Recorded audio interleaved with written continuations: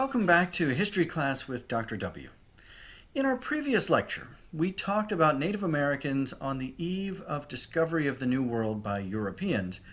And the key point in that lesson was that there were many rich, diverse cultures among those Native Americans. We tried to dispel the stereotype of the simple savage or that all Indians were the same. In this lecture, we're going to look a little bit more at some of those Native American cultures. We're going to be focusing on some of the commonalities, things that they had in common, and then towards the end of this lesson, we'll talk a little bit about how Native American societies compared with European cultures on the eve of European discovery. So, last time we emphasized the differences between Native American cultures, but there are many similarities, things that they shared in common or that at least were close across the various cultures. So one of them, if we look at this slide in general, the emphasis is on things like warfare, physical hardship. This was a very rough, physically demanding kind of lifestyle. Now, some of you may be fans of some of the survival type shows that are on TV. There's a show called Naked and Afraid in which people are sent out into the wilderness with essentially nothing. The essence of all of these programs is it's really hard to survive out there in the wilderness without a lot of the modern trappings of civilization and the technologies that we have now. That is essentially the life of these Native American societies. Obviously, they do have some tools and some of the things I talked about in the previous lecture, but it was a very difficult way to survive with a lot of physical demands. They were accustomed to hardship, pain, suffering, deprivation, all the kind of things that in our kind of cushy modern culture we would suffer a great deal. They were accustomed to that. And one example of this is warfare. Now, obviously, the nature of the warfare was different from society to society, but they all shared in common various types of warfare for a lot of different reasons. In many of their cultures, warfare was a kind of rite of passage. It marked a young man's progression into adulthood. Sometimes there were territorial wars. These neighboring tribes butting up against each other would sometimes clash over territory. In other cases, they would wage what was known as mourning war, mourning, M-O-U-R-N-I-N-G. If someone in their society died, they would wage war to capture a young man from another society to make up for that loss. But this is just one example of the kind of physical hardship that these cultures shared. It was a very difficult lifestyle. Let me also mention that they shared a common respect for land and nature. In most Native American societies, there was some belief that spirits imbued the natural world. Things like animals, trees, rivers, the land itself were filled with spirits of their ancestors or their gods, all of which made nature itself, the animals, very important. And so they treated everything around them with great respect. Now, I just mentioned physical hardship, which was a commonality across these cultures. That came into play in their various religious rituals, many of which incorporated some form of physical hardship, in some cases even torture, deprivation. In some cases, they would send you out into the wilderness on your own and you had to survive. But other cases we would find very barbaric. There are some instances of rituals involving cutting open a man's chest and putting hot coals inside and just seeing if they could tolerate that without crying out. So this kind of physical hardship just flowed through everything in their lives. They also shared a common kind of embrace of ceremony. Now, I mentioned here the ceremonial smoking of the pipe, the famous peace pipe, if you will. That was common in many of the cultures, but all of them embraced some variety of ritual.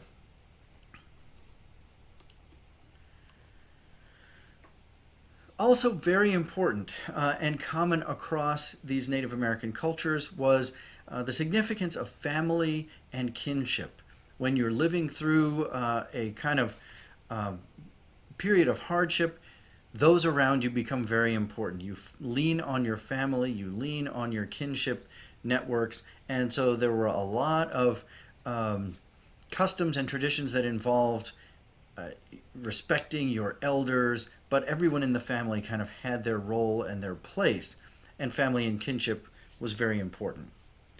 But I think the most important common theme for our purposes, and as we begin to move into the next lecture or two when we're going to be talking more extensively about the interactions between Native Americans and the European settlers who are arriving and how they kind of have different views of the world. Views of property and community are very important here because with rare exceptions, Native American societies really didn't have a concept of individual ownership in the way that we do now. There are some instances where people could own, their own object or their own piece of clothing or something like that. But for the most part, resources were to be shared amongst the entire community. You see a picture here of one group, and they have killed a whale, and now they're kind of carving it up and sharing, and everyone waiting there is going to get their portion. And so property was a communal thing. It was not an individual thing. And in some societies, individuals who exhibited too strong a proclivity for individual advancement or trying to gain their own things would be shunned by the group. Now, of course, this is going to be very important when we think about Europeans arriving who had a very different view of land and land ownership. This is your land, this is our land, we're going to buy this from you and divide it up. Native Americans in many cases just did not understand what that whole process was about. Let me read you the words of one European missionary who summarized it this way.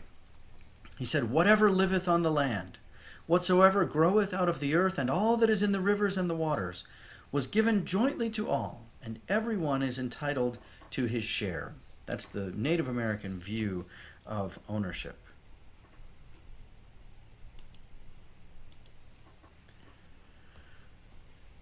So let's think a little bit about how Native American societies compared with those of Europe. I think, again, if you read most traditional history books, the approach to things is that Native Americans were very primitive, lacked all kinds of things that Europeans knew and had and understood.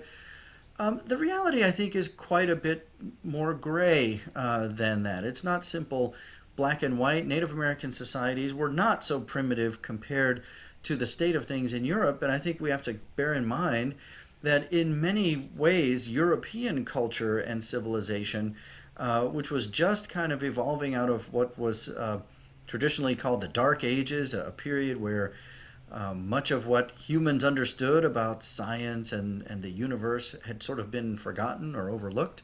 And so in many ways, European society is not that much more advanced than Native Americans, and in some ways Native Americans probably had an advantage. So if we think about things like science, both Native Americans and Europeans in this era were deriving forms of science that were kind of based on observations of the natural world. They both took observations of the sun, the moon, the planets in some cases, movements among bodies out there in space.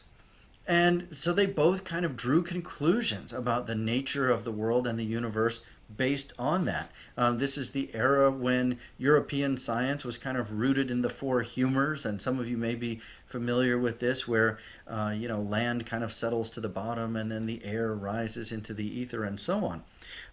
And so both societies really kind of rely on a form of astrology in this period, a combination of observations of the stars and the universe, and then kind of drawing conclusions from that and developing mythologies and ways of thinking about the universe based on that.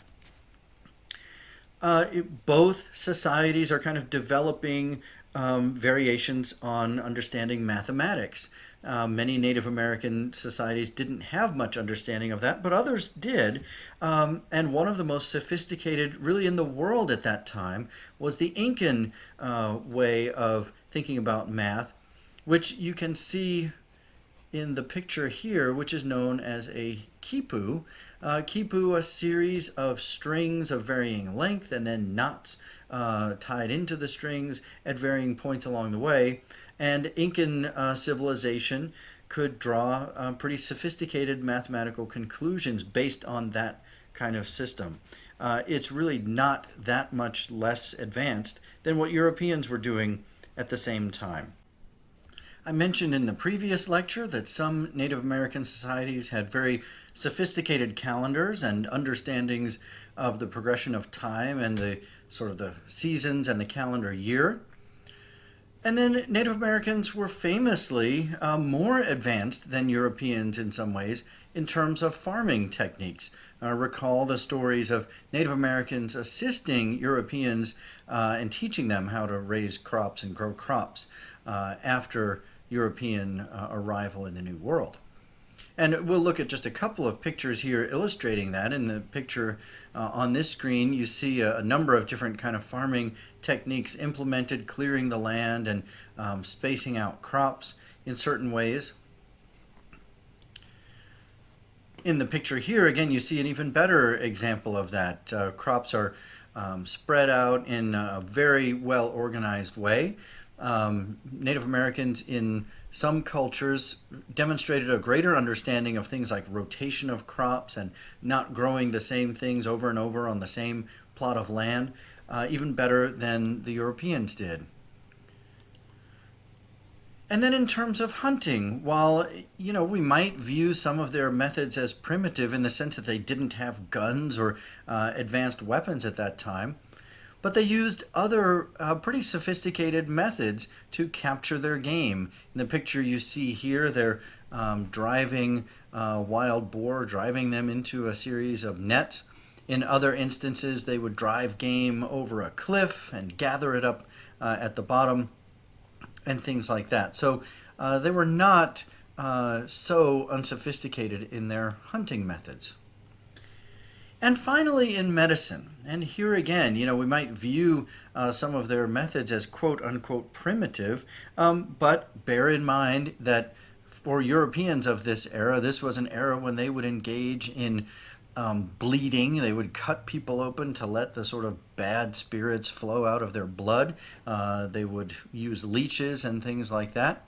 And Native Americans, as you see in this picture, they tended to use homeopathic methods, using a variety of herbs and plants for healing properties. You see them here sort of inhaling the smoke from burning some of those plants. And actually, some of those methods are now coming back into vogue, even now, 500 or more years later. And finally, Native American cultures demonstrated beautiful forms of artwork, like you see here, blankets, tapestries, pottery, and so on, that were decorated in elaborate fashion. There are many, many examples of this. Art, of course, is a subjective thing in the eye of the beholder. One piece might be more beautiful than another, but they're certainly no less advanced than their European counterparts. And so we see in a range of ways, Native Americans were on par with Europeans in the way they thought about the world and viewed things. But certainly all of that is going to come into question when the Europeans arrive in the New World. What we are going to see in the aftermath of that is the onslaught of disease, populations thrown into disarray. There will be a great deal of warfare, Native American populations forced to move, forced into relations with each other that never existed. There are all kinds of very stressful and chaotic elements thrown into their lives after the Europeans arrive.